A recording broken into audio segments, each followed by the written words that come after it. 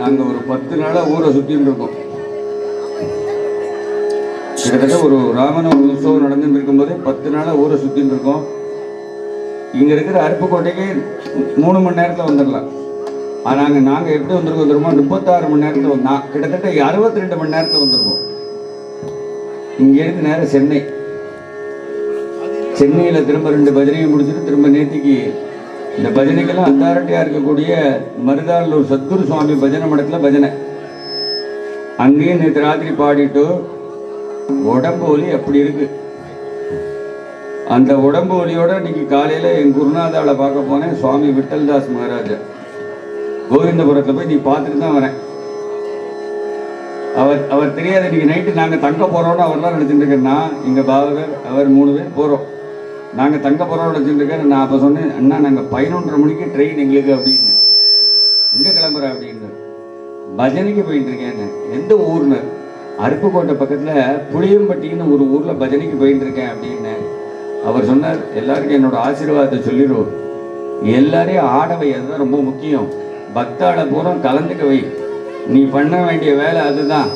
நீ அதை மட்டும் பண்ணிடும். யார் யாரெல்லாம் எந்திருந்து ஆடுறாளோ அவ வீட்டுக்கெல்லாம் கேஸ் சிலிண்டர் வந்துடும். இல்லைன்னா வராது. உங்களுக்கு சிலிண்டர் வேணும்னா ஆடுக்கும். இல்லை நம்ம உடம்புல இருக்கிற கேஸ் தான் போகும். அதனால எந்த கேஸ் சிலிண்டர் வேணுமோ அதுக்கு ஆடி இருக்கும். விட்டல ரகுமாரி ஜெய ஜெய விட்டோல ரகுமாரி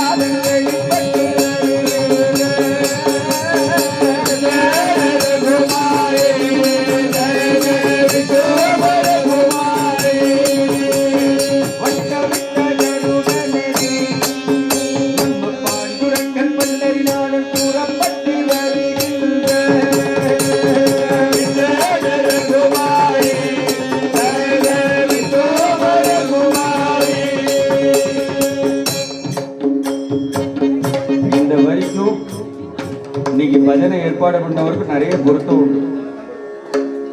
ஏன் தெரியுமோ? அவர் பேர் பட்டிராஜன். நான் பாடிட்டு இருக்கிறதே அவரை தான். வட்டவிட்ட கருடலெறி நம்ம பாண்டுரங்கள் பண்டரிநாதன் புறப்பட்டு வருகின்ற